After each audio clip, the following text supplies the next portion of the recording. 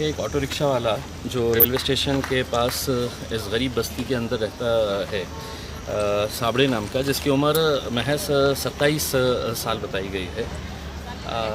वो लड़के ने आत्महत्या की है। वो रिक्शा चलाता था, रिक्शे के ऊपर लोन था और ऐसे पीरियड के अंदर जब कारोबार नहीं चल रहा है तब बैंक वाले, फाइनेंस वाले फ़ोन कर के उन्हें परेशान कर रहे थे।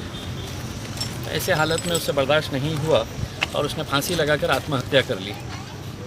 तो ऐसे साबड़े जैसे बहुत सारे लोग हैं जो आज इस परेशानियों से गुज़र रहे हैं। सरकार ने तो ये कहा है कि हम आपको रिक्शे वालों को 1500 रुपये देंगे, लेकिन अभी तक कितने रिक्शे वालों के पास ये 1500 रुपये आए, ये सरकार ने ही जवाब देना चाहिए।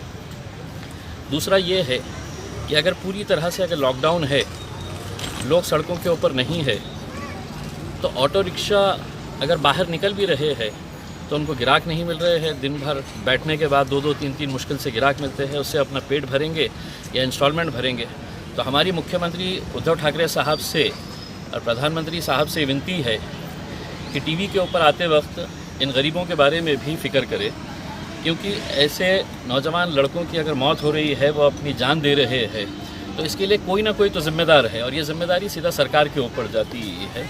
हम सरकार से यही अनुरोध करते हैं कि साबड़े जैसा दोबारा केस हमारे शहर के अंदर या हमारे राज्य के अंदर नहीं होना चाहिए। इसकी पूरी दक्षता देकर सरकार ने जल्द से जल्द इनको किस तरह की राहत दी जा सकती है, चाहे वो फाइनेंस कंपनियों की तरफ से और बैंक के जितने भी रिकवरी एजेंट्स हैं। हमने पुलिस को और प्रशासन को साफ़ तरीके से ये ताकीद की है और ये बताया है कि अगर कोई ज़ोर ज़बरदस्ती की गई कोई फाइनेंस कंपनी की तरफ से और बैंक्स की तरफ से, क्योंकि इस पीरियड के अंदर लोगों को पैसा देने के लिए है ही नहीं, और ये रिकवरी एजेंट्स अगर दादागिरी के बल के ऊपर कभी गाड़ियाँ उठाकर लेकर जा रहे हैं, कभी उनके घर वालों को परेशान कर रहे हैं, तो ये किसी सूरत के अंदर बर्दाश्त नहीं किया जाएगा। और इसके लिए पूरी तरह से स्थानिक प्रशासन और स्थानिक पुलिस इसके लिए ज़िम्मेदार रहेगी। हमने लिखित रूप के अंदर दिया है, तो हम उम्मीद करते हैं इसके ऊपर जल्द से जल्द है तो प्रशासन कोई ना कोई कार्रवाई। सर, आज की मीटिंग का बायकॉट क्यों किया आपने? देखिए, उस मीटिंग के अंदर मैंने जाने का इसलिए फ़ैसला नहीं किया कि एक तरफ मीटिंग में जाकर सिर्फ ये सुनना कि हमने कितना अच्छा काम किया है, और दूसरी तरफ ज़मीन के ऊपर इस तरह अगर कोई गरीब ऑटो रिक्शा वाला अपनी जान गंवा रहा है, अपनी जान दे रहा है, सिर्फ इसलिए कि प्रशासन और सरकार की अनदेखी हो रही है इन लोगों की तरफ, तो मेरा यहाँ आना ज़्यादा अहम था, ना कि उस मीटिंग के अंदर बैठकर जो सिर्फ अपनी पीठ थपथपाते हैं कि हमने कितना अच्छा काम किए है करके। अगर अच्छा काम किए होते तो शायद ये लड़के की जान बच जाती थी। आज उसके परिवार के ऊपर क्या बीत रही है, उसके माँ के ऊपर, उसकी पत्नी के ऊपर क्या बीत रही है, शायद उस मीटिंग के अंदर बैठे अधिकारियों को एहसास नहीं है।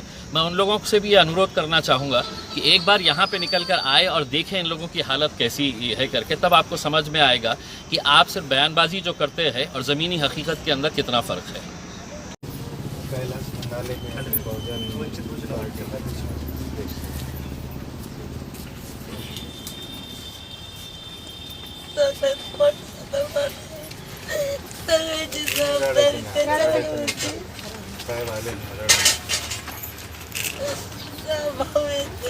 दोन बहिणी आहे, एक आई आहे, सगळ्याची जबाबदारी इकडं तिकडं पाहणं त्याच्यात हातात होतं.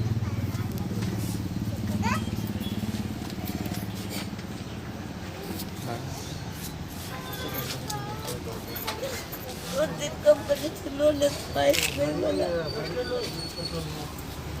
गाडीवर आहे, मोटरसायकलवर आहे, पटगावमध्ये प्लॉट आहे, त्या प्लॉटवर आहे. तर जेवढे असे काय लोन घेतलेले फोन करायचे त्याला, फोन करून वाचन करायचे, फोन बंद करायचे तरी फोन करायचे.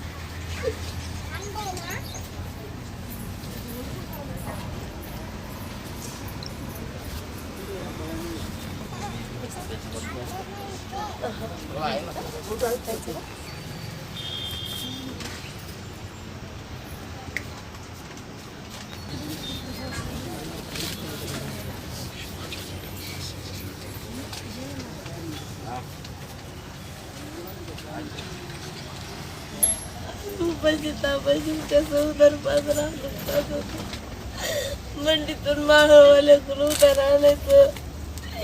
मला पुन्हा उद्या आल्यातून करून करत होतो. आमच्या लय परेशानी चालू होती. मानवरा ड्रायव्हर होता. लॉकडाऊनमुळे शाळावर मानवरा गाडी चालू, शाळा बंद आहे. घरी राहायला 2 वर्षापासून आमची परेशानी चालू आहे. मी बंगारी असायला जात होते. जे भेटत होतं तेवढ्यातच आम्ही गुजारा करीत होतो. ते लॉकडाऊनमुळे कुठं झालं नाही, येलं नाही. आम्ही आमच्या घरामध्ये कसं काय करत होतो चटणीवरती. बँकेवाले फोन करायचे, लोनवाले फोन करायचे, त्याच्या घरचे फोन बंद करून ठेवायचे. कधी कधी उचलीत नव्हते फोन. मला कळत नाही, मला वाचता लिहिता येत नाही. मला सांगितलं नव्हते ते काही काय झालं काय नाही झालं. तसंच करायची ती.